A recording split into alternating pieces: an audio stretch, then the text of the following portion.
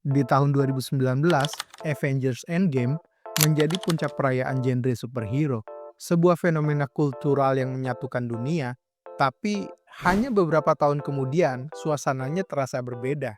Keluhan seperti film di genre ini itu dikategorikan sampah atau superhero yang sudah membosankan terdengar di mana-mana. Jadi, apa yang sebenarnya terjadi? Apakah era keemasan superhero itu sudah berakhir? Atau genre ini hanya sedang berevolusi? Disclaimer dulu, mungkin selera bagus enggaknya sebuah film itu tergantung masing-masing individu seseorang ya. Jadi sebisa mungkin jangan telan mentah-mentah omongan kita ini. Kita hanya sekedar sharing aja pendapat pribadi. Jadi kalau kalian nggak sependapat pun juga nggak apa-apa. Bisa diskusi di kolom komentar. Oke, lanjut.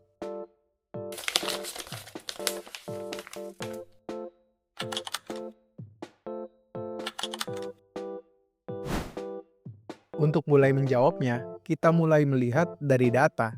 Angka tidak bisa berbohong. Tahun 2018 dan 2019 adalah puncak kejayaan genre ini. 4 dari 5 film terlaris di dunia pada tahun 2018 adalah film superhero. Di tahun 2019, Marvel Studios saja meraup lebih dari 5 miliar dolar dari 3 filmnya. Superhero adalah raja box office pada tahun tersebut. Namun pasca Endgame, polanya berubah, bukan penurunan total, tapi menjadi pasar yang terpolarisasi. Di satu sisi, film berskala event seperti Spider-Man No Way Home masih bisa meledak. Penonton akan datang jika filmnya terasa penting. Di satu sisi juga, kita melihat kegagalan finansial yang signifikan. The Marvels menjadi film MCU dengan pendapatan terendah, dan banyak film DC juga bernasib yang sama. Data ini menunjukkan satu hal yang jelas, penonton tidak lagi menonton semua film superhero secara otomatis. Mereka menjadi lebih selektif. Ini bukan kelelahan superhero, tapi kelelahan terhadap mediokritas. Penonton lelah dengan formula ini, bukan dengan konsep pahlawannya. Pertanyaannya, formula seperti apa yang membuat mereka semua muak?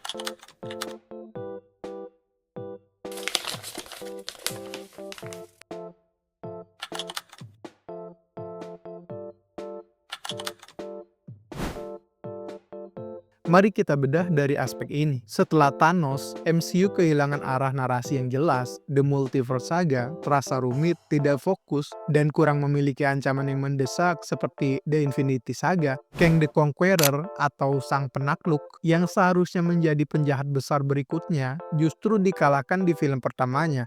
Belum lagi mengenai kasusnya yang mengakibatkan pemecatan sang aktor Jonathan Majors, ini menjadi arah yang makin kurang jelas bagi Marvel Studios. Lalu ada efek Disney Plus, kebutuhan untuk mengisi konten streaming memaksa Marvel beralih ke model kuantitas di atas kualitas. Penonton dibanjiri konten hingga terasa seperti pekerjaan rumah. Lebih parahnya lagi, pengembangan karakter krusial dipindahkan ke serial. Jika kita tidak menonton WandaVision, motivasi Scarlet Witch di Doctor Strange 2 akan terasa aneh dan tidak berdasar. Ini bisa dibilang emang segmented banget dan mengasingkan penonton casual.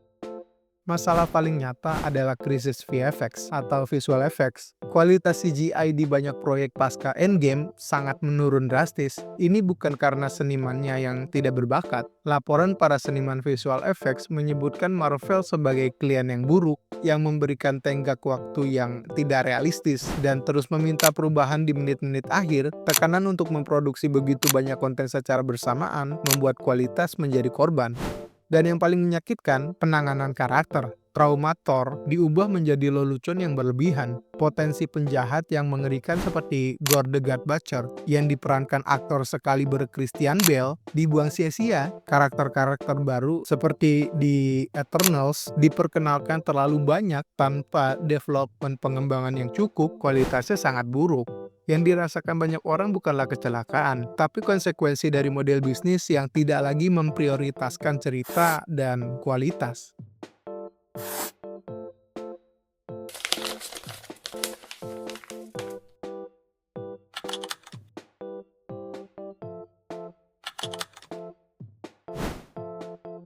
Tapi di saat satu model mulai goyah, model lain yang lebih sukses justru muncul. Film-film ini berhasil bukan karena bagian dari sebuah universe, tapi karena berani menjadi unik. Contoh pertama ada The Batman karya Matt Reeves. Ini vibes-nya bukan seperti film superhero, ini lebih ke film detektif noir.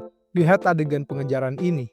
Ini bukan sekedar aksi, ini adalah representasi visual karakter Batman di film ini. Sembrono, merusak, dan terobsesi dengan pembalasan. Dia tidak peduli dengan kerusakan di sekitarnya. Adegan ini secara brilian menggabungkan aksi praktis dengan CGI. Hujannya bahkan 100% digital karena alasan keamanan.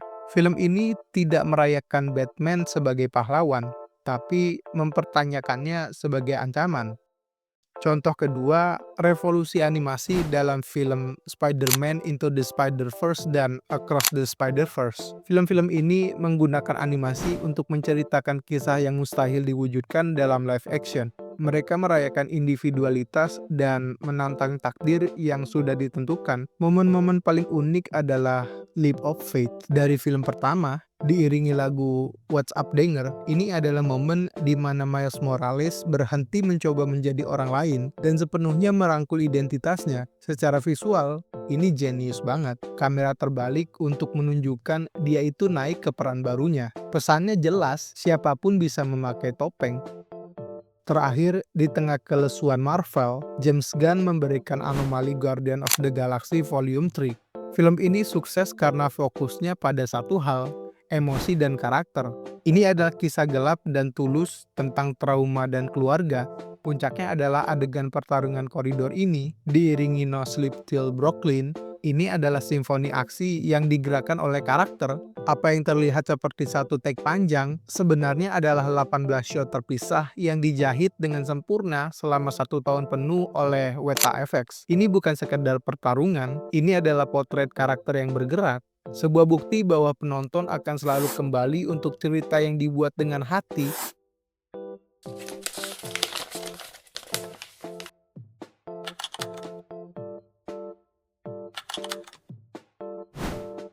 Relevansi superhero modern tidak lagi hanya sekedar tontonan. Genre ini menjadi cerminan bagi kecemasan sosial dan politik kita. The Falcon and the Winter Soldier menggunakan simbol Kapten Amerika sebagai konfrontasi untuk isu rasisme sistemik di Amerika. Pertanyaan utamanya, apa artinya bagi seorang pria kulit hitam untuk memegang perisai itu?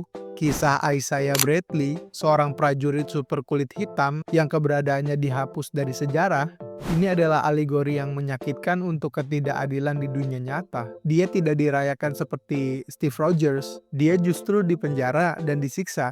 Pernyataannya, mereka tidak akan pernah membiarkan seorang pria kulit hitam menjadi Kapten Amerika, menjadi inti moral dari serial ini.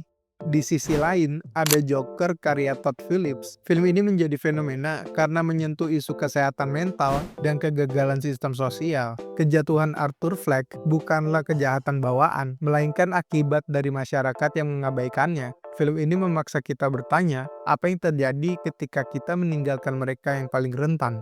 Fenomena seperti Joker ini menjadi sorotan hubungan yang rumit antara genre superhero dan penghargaan film paling bergengsi, Oscar. Sepertinya ada semacam alergi dari Akademi terhadap film superhero tradisional. Meskipun beberapa film mendapati nominasi teknis, sangat jarang sekali mereka diakui untuk kategori utama. Kemenangan Joaquin Phoenix untuk menjadi aktor yang terbaik menjadi anomali yang menarik. Tapi argumennya adalah Joker berhasil karena dia lebih merupakan sebuah studi karakter psikologis yang kelam, sebuah drama thriller dari film superhero. Karakter utamanya pun seorang antihero, bukan pahlawan super. Ini seolah mengkonfirmasi bahwa agar bisa dianggap serius oleh para kritikus dan akademi, sebuah film harus melepaskan jubahnya dan menjadi sesuatu yang lain. Namun, sebagai penyeimbang dari tren yang sinis ini, masa depan genre ini mungkin akan kembali ke akarnya. Kita lihat dari antisipasi untuk Superman pada tahun 2025 ini, baru kemarin, belum lama, dan disutradarai oleh James Gunn yang literally menyutradarai trilogi Guardian of the Galaxy. yang menurut kita adalah trilogi terbaik dari film superhero. Film ini, Superman diposisikan sebagai kembalinya sang pahlawan ke nilai-nilai aslinya, harapan, kebaikan, dan integritas. Visi James Gunn adalah membuat Superman menjadi relevan lagi dengan menjadikannya simbol harapan di dunia modern dan kompleks ini. Ini bukan hanya soal menyelamatkan dunia, tapi juga menyelamatkan franchise DC yang sedang lesu. Di era yang penuh perpecahan, tindakan paling relevan mungkin adalah menginspirasi harapan yang tulus.